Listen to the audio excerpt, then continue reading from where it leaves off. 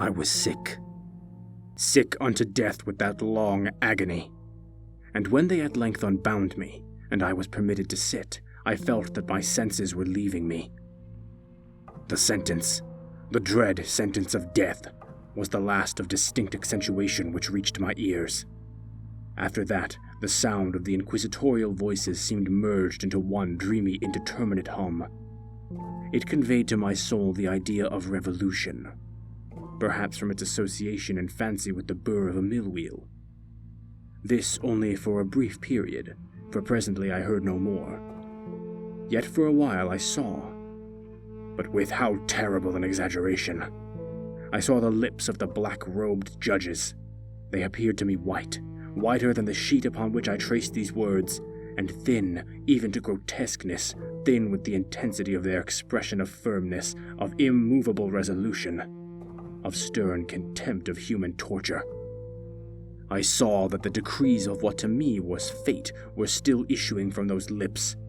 I saw them writhe with a deadly locution. I saw them fashion the syllables of my name, and I shuddered because no sound succeeded. I saw, too, for a few moments of delirious horror, the soft and nearly imperceptible waving of the sable draperies which enwrapped the walls of the apartment. And then my vision fell upon the 7 tall candles upon the table. At first they wore the aspect of charity, and seemed white and slender angels who would save me. But then, all at once, there came a most deadly nausea over my spirit, and I felt every fiber in my frame thrill as if I had touched the wire of galvanic battery, while the angel forms became meaningless specters with heads of flame, and I saw that from them there would be no help. And then there stole into my fancy, like a rich musical note, the thought of what sweet rest there must be in the grave. The thought came gently and stealthily, and it seemed long before it attained full appreciation. But just as my spirit came at length properly to feel and entertain it, the figures of the judges vanished, as if magically from before me. The tall candles sank into nothingness. Their flames went out utterly. The blackness of darkness supervened. All sensations appeared swallowed up in a mad rushing descent, as of the soul into Hades. Then silence and stillness. Night were the universe. I had swooned, but still will not say that all of consciousness was lost. What of it there remained I will not attempt to define or even to describe, yet all was not lost. In the deepest slumber.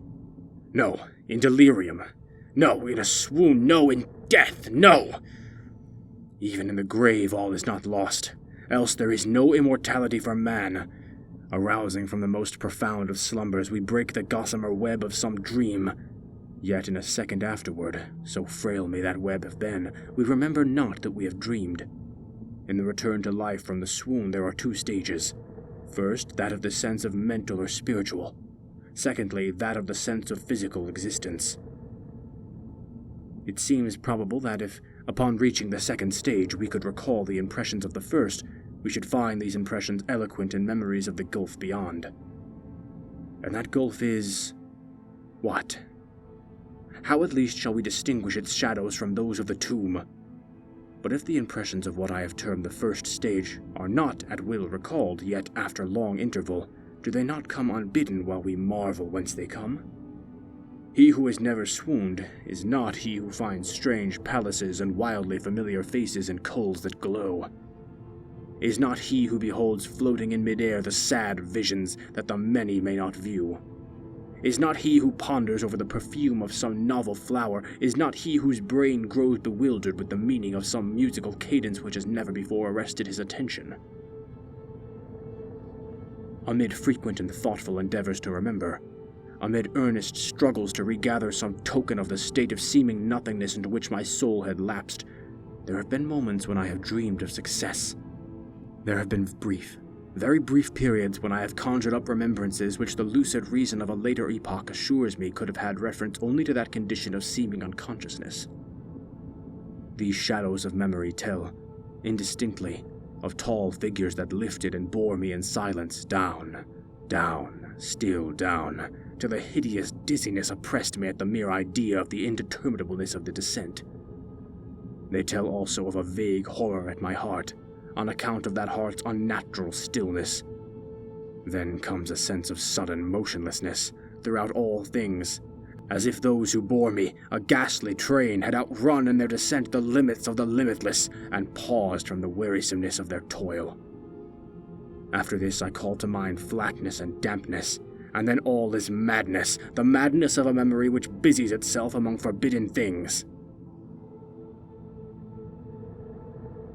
Very suddenly there came back to my soul motion and sound, the tumultuous motion of the heart, and in my ears the sound of its beating. Then a pause in which all is blank. Then again sound, and motion and touch, a tingling sensation pervading my frame. Then the mere consciousness of existence, without thought, a condition which lasted long. Then, very suddenly, thought and shuddering terror, an earnest endeavor to comprehend my true state. Then a strong desire to lapse into insensibility. Then a rushing revival of soul and a successful effort to move. And now a full memory of the trial, of the judges, of the sable draperies, of the sentence, of the sickness, of the swoon. Then entire forgetfulness of all that followed, of all that a later day and much earnestness of endeavor have enabled me to vaguely recall. So far I had not opened my eyes. I felt that I lay upon my back, unbound. I reached out my hand, and it fell heavily upon something damp and hard. There I suffered it to remain for many minutes, while I strove to imagine where and what I could be. I longed, yet dared not employ my vision. I dreaded the first glance at objects around me. It was not that I feared to look upon things horrible, but that I grew aghast lest there should be nothing else to see. At length, with a wild desperation at heart, I quickly unclosed my eyes. My worst thoughts then were confirmed. The blackness of eternal night encompassed me. I struggled for breath. The intensity of the darkness seemed to oppress and stifle me. The atmosphere was intolerably close. I still lay quietly, and made effort to exercise my reason.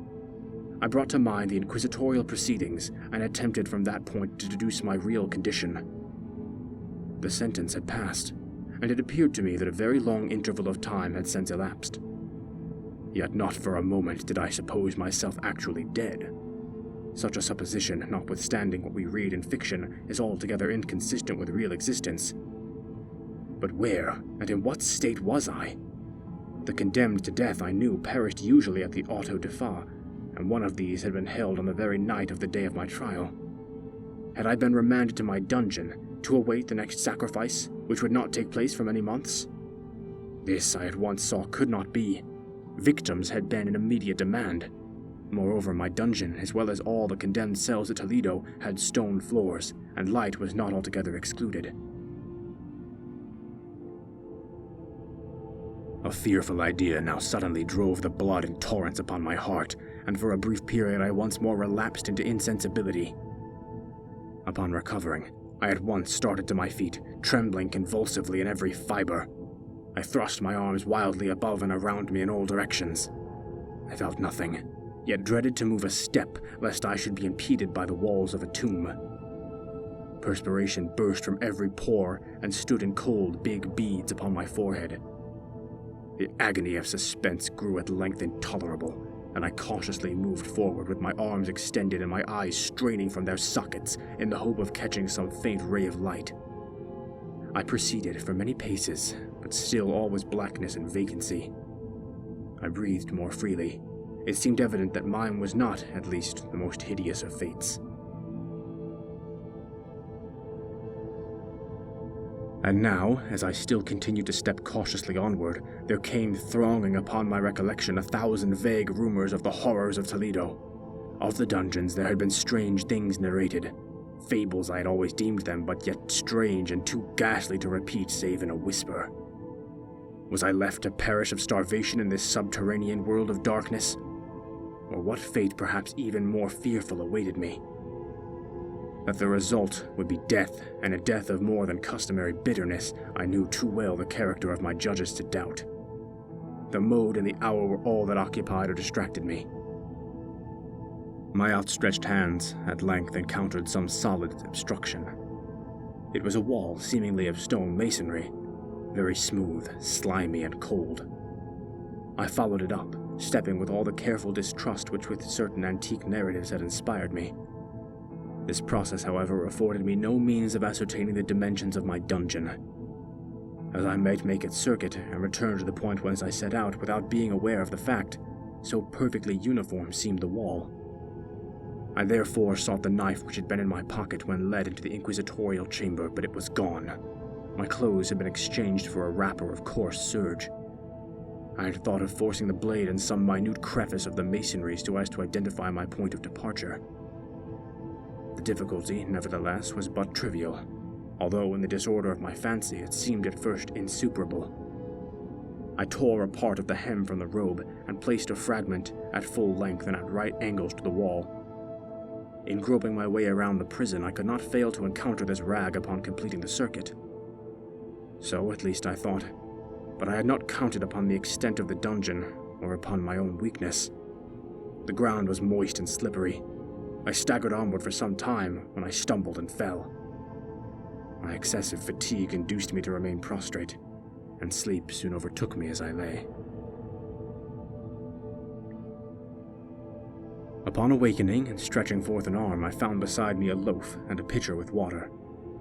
I was too much exhausted to reflect upon this circumstance, but ate and drank with avidity. Shortly afterward, I resumed my tour around the prison, and with much toil came at last upon the fragment of the serge. Up to the period when I fell, I had counted 52 paces, and upon resuming my walk, I had counted 48 more, when I arrived at the rag. There were in all, then, 100 paces, and, admitting 2 paces to the yard, I presumed the dungeon to be 50 yards in circuit. I had met, however, with many angles in the wall, and thus I could form no guess at the shape of the vault, for vault I could not help supposing it to be. I had little object, certainly no hope these researches, but a vague curiosity prompted me to continue them. Quitting the wall, I resolved to cross the area of the enclosure. At first, I proceeded with extreme caution, for the floor, although seemingly of solid material, was treacherous with slime. At length, however, I took courage, and did not hesitate to step firmly, endeavoring to cross in as direct a line as possible. I had advanced some 10 or 12 paces in this manner when the remnant of the torn hem of my robe became entangled between my legs. I stepped on it and fell violently on my face. In the confusion attending my fall, I did not immediately apprehend a somewhat startling circumstance, which yet, in a few seconds afterward, and while I still lay prostrate, arrested my attention. It was this. My chin rested upon the floor of the prison, but my lips and the upper portion of my head, although seemingly at less elevation than the chin, touched nothing.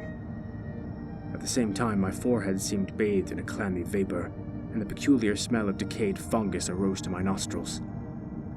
I put forward my arm and shuddered to find that I had fallen at the very brink of a circular pit, whose extent, of course, I had no means of ascertaining at the moment. Groping about the masonry just below the margin, I succeeded in dislodging a small fragment and let it fall into the abyss. For many seconds, I hearkened to its reverberations as it dashed against the sides of the chasm in its descent. At length, there was a sullen plunge into water, succeeded by loud echoes.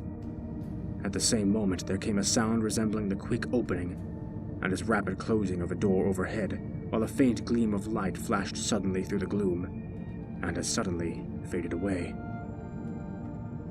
I saw clearly the doom which had been prepared for me, and congratulated myself upon the timely accident by which I had escaped. Another step before my fall, and the world had seen me no more.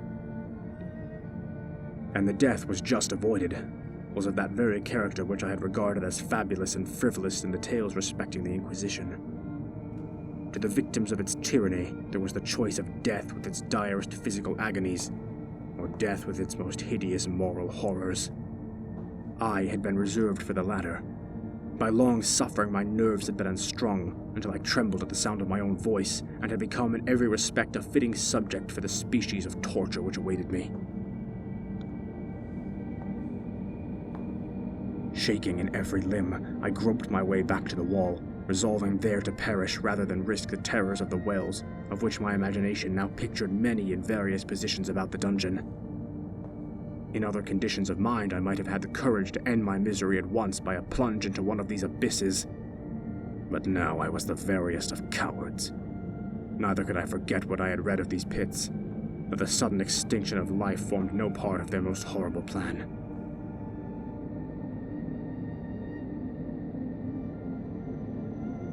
Agitation of spirit kept me awake for many long hours, but at length I again slumbered. Upon arousing, I found by my side, as before, a loaf and a pitcher of water. A burning thirst consumed me, and I emptied the vessel at a draught. It must have been drugged, for scarcely had I drunk before I became irresistibly drowsy. A deep sleep fell upon me, a sleep like that of death.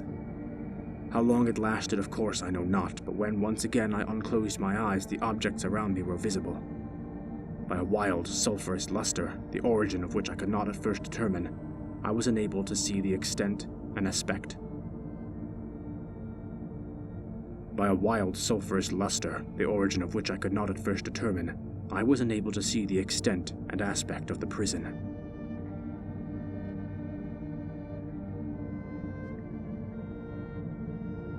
In its size I had been greatly mistaken. The whole circuit of its walls did not exceed 25 yards.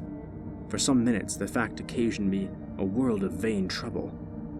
Vain indeed, for what could be of less importance under the terrible circumstances which environed me than the mere dimensions of my dungeon? But my soul took a wild interest in trifles, and I busied myself in endeavors to account for the error I had committed in my measurement. The truth at length flashed upon me. In my first attempt at exploration, I had counted 52 paces, up to the period when I fell. I must then have been within a pace or two of the fragment of serge. In fact, I had nearly performed the circuit of the vault. I then slept, and upon awakening, I must have returned upon my steps, thus supposing the circuit nearly double what it actually was. My confusion of mind prevented me from observing that I began my tour with the wall to the left, and ended it with the wall to the right. I had been deceived, too, in respect to the shape of the enclosure. In feeling my way, I had found many angles, and thus deduced an idea of great irregularity. So potent is the effect of total darkness upon one arousing from lethargy or sleep. The angles were simply those of a few slight depressions or niches at odd intervals. The general shape of the prison was square. What I had mistaken for masonry seemed now to be iron or of some other metal, in huge plates whose sutures or joints occasioned the depression. The entire surface of this metallic enclosure was rudely daubed in all the hideous and repulsive devices to which the charnel superstition of the monks had given rise. The figures of fiends and aspects of menace, with skeleton forms and other more really fearful images, overspread and disfigured the walls. I observed that the outlines of these monstrosities were sufficiently distinct, but that the colors seemed faded and blurred, as if from the effects of a damp atmosphere. I now noticed the floor, too, which was of stone. In the center yawned the circular pit from whose jaws I had escaped, but it was the only one in the dungeon.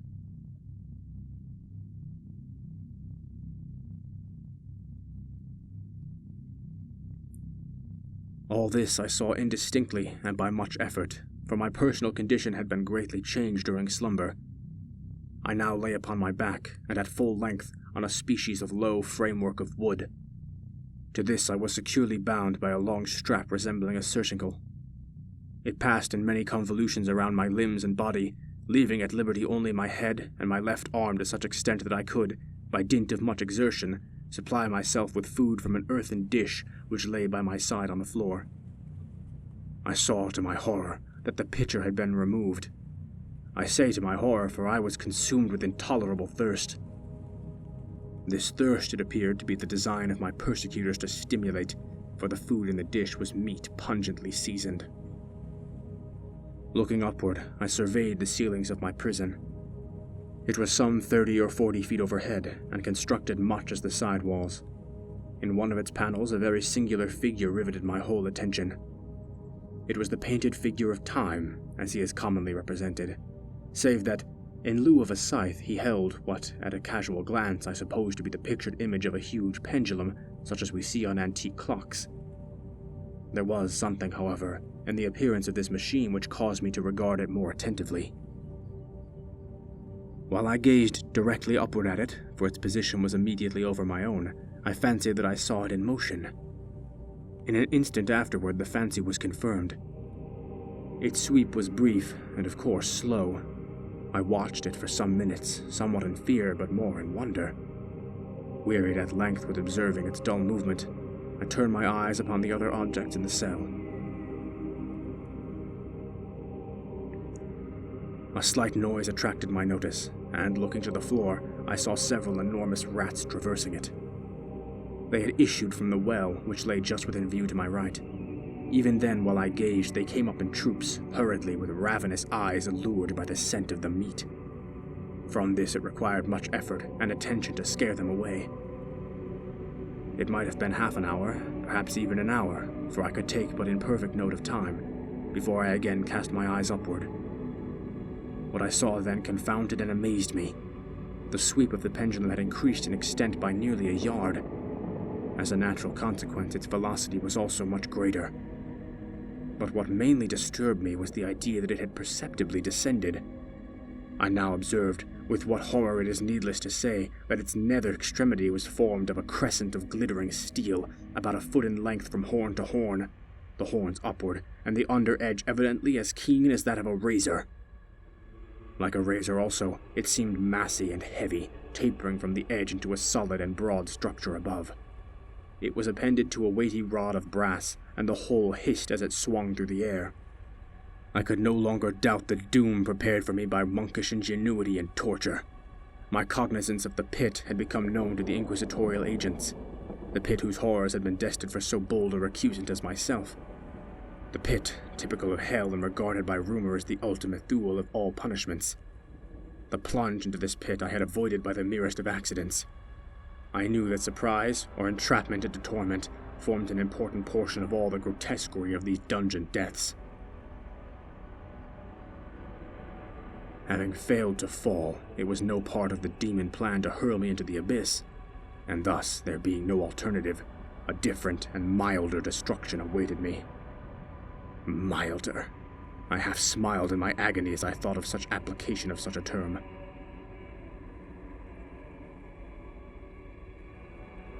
What boots it to tell of the long, long hours of horror more than mortal, during which I counted the rushing vibrations of the steel.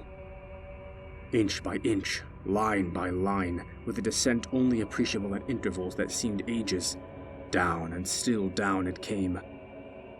Days passed. It might have been that, many days passed, ere it swept so closely over me as to fan me with its acrid breath. The odor of the sharp steel forced itself into my nostrils. I prayed. I wearied heaven with my prayer for its more speedy descent. I grew frantically mad and struggled to force myself upward against the sweep of the fearful scimitar. And then I fell suddenly calm and lay smiling at the glittering death as a child at some rare bauble.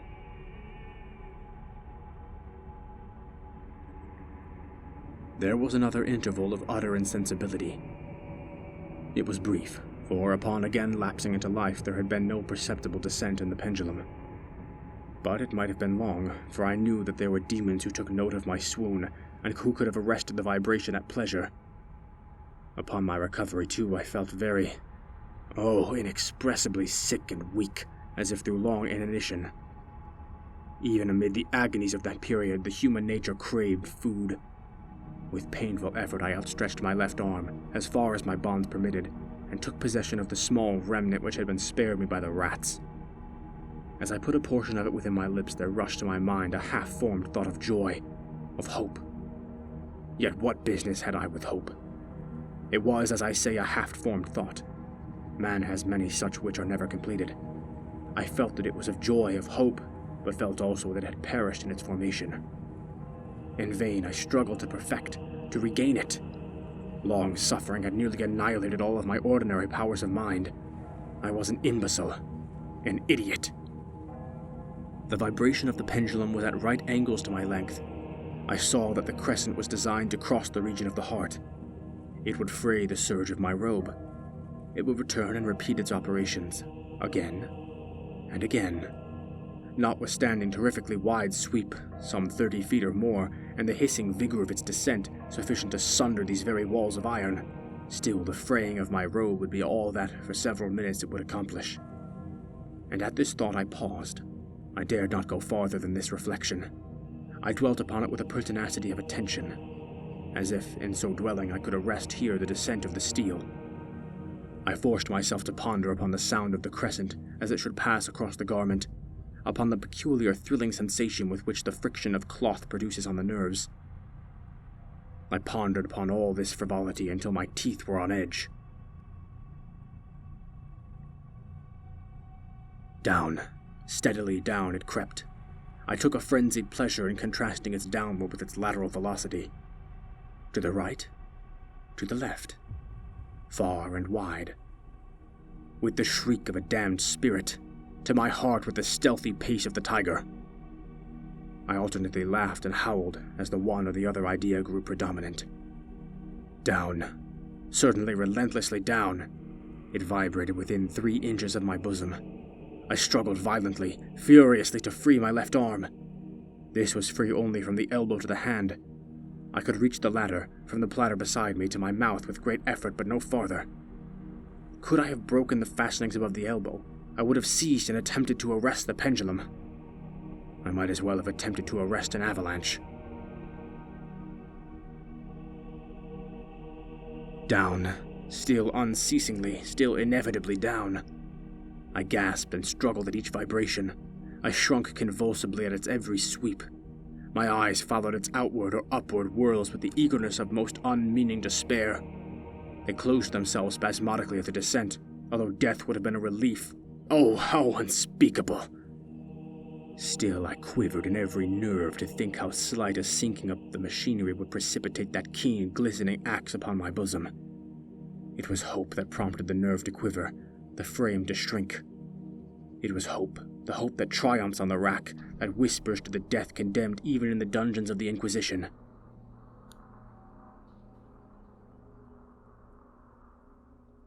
I saw that some 10 or 12 vibrations would bring the steel in actual contact with my robe, and with this observation there suddenly came over my spirit all the keen collected calmness of despair.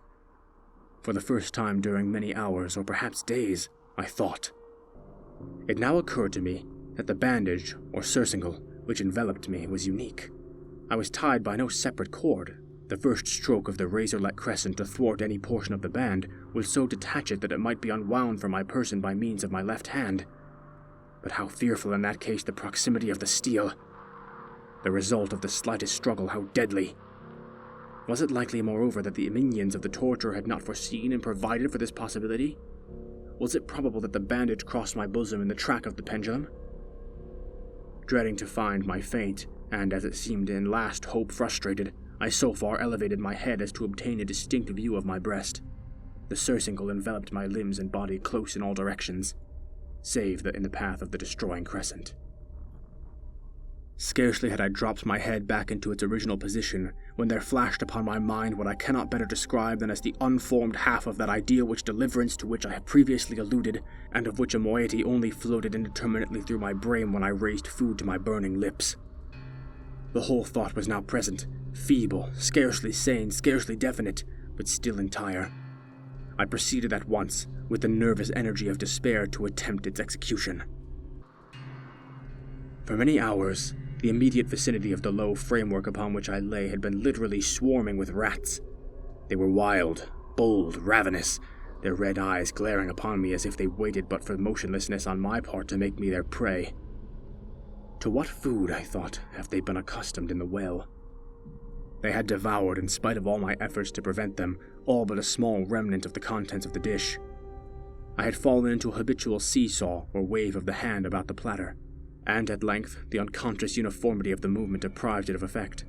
In their voracity, the vermin frequently fastened their sharp fangs in my fingers. With the particles of the oily and spicy viand which now remained, I thoroughly rubbed the bandage wherever I could reach it. Then, raising my hand from the floor, I lay breathlessly still.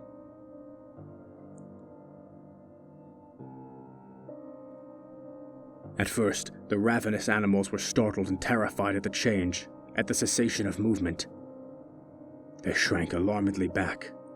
Many sought the well, but this was only for a moment. I had not counted in vain upon their voracity. Observing that I remained without motion, one or two of the boldest leaped upon the framework and smelt at the surcingle.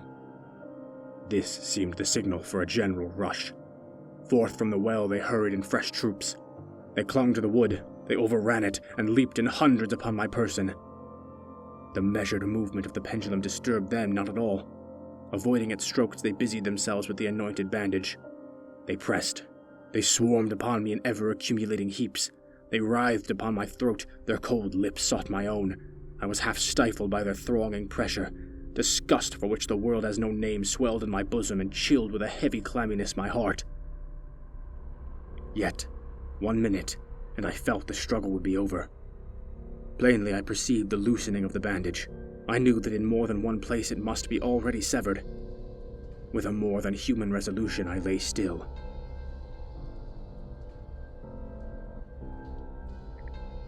Nor had I erred in my calculations, nor had I endured in vain. I at length felt that I was free. The surcingle hung in ribbons from my body, but the stroke of the pendulum already pressed upon my bosom. It had divided the serge of the robe. It had cut through the linen beneath.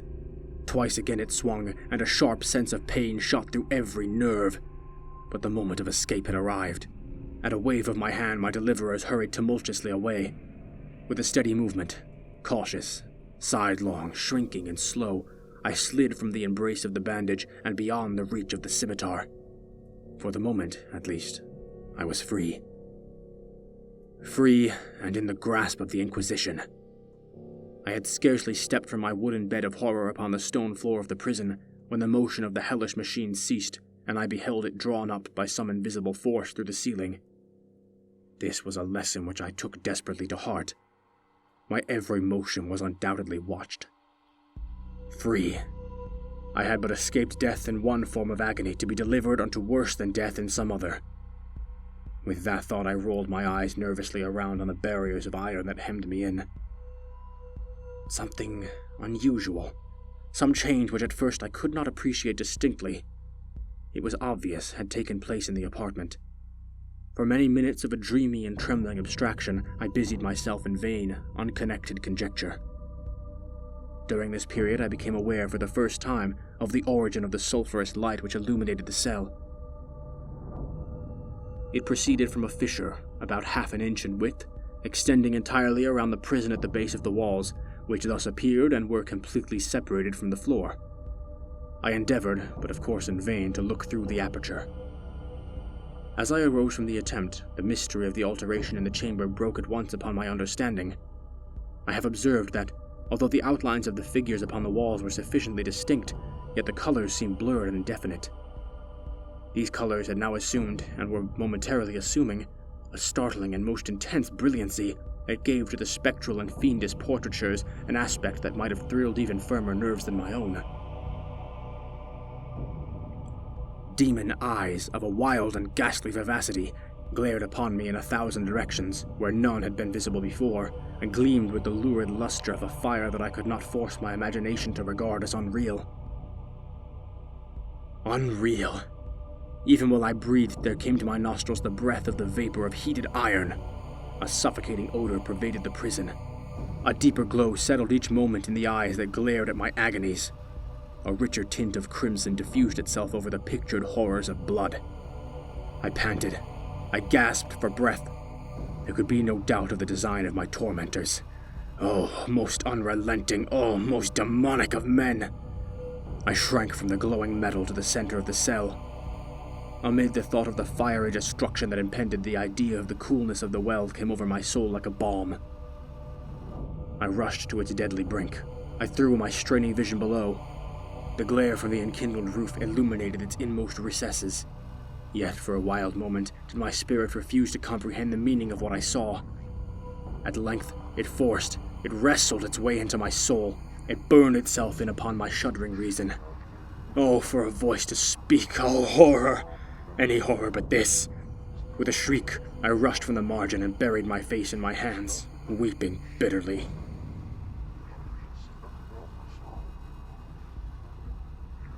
The heat rapidly increased, and once again I looked up, shuddering as with a fit of the ague. There had been a second change in the cell, and now the change was obviously in the form. As before, it was in vain that I at first endeavored to appreciate or understand what was taking place. But not long was I left in doubt. The inquisitorial vengeance had been hurried by my twofold escape, and there was to be no more dallying with the King of Terrors. The room had been square. I saw that 2 of its iron angles were now acute, 2 consequently obtuse. The fearful difference quickly increased with a low rumbling or moaning sound. In an instant the apartment had shifted its form into that of a lozenge, but the alteration stopped not here. I neither hoped nor desired it to stop. I could have clasped the red walls to my bosom as a garment of eternal peace. "Death," I said, "any death but that of the pit." Fool! But I have not known that into that pit it was the object of the burning iron to urge me. Could I resist its glow? Or if even that, could I withstand its pressure? And now flatter and flatter grew the lozenge, with a rapidity that left me no time for contemplation. Its center, and of course its greatest width, came just over the yawning gulf. I shrank back, but the closing walls pressed me resistlessly onward. At length, for my seared and writhing body, there was no longer an inch of foothold on the firm floor of the prison. I struggled no more, but the agony of my soul found vent in one loud, long, and final scream of despair. I felt that I tottered on the brink. I averted my eyes. There was a discordant hum of human voices. There was a loud blast as of many trumpets. There was a harsh grating of 1,000 thunders. The fiery walls rushed back. An outstretched arm caught my own as I fell, fainting into the abyss. It was that of General Lassalle. The French army had entered Toledo. The Inquisition was in the hands of its enemies.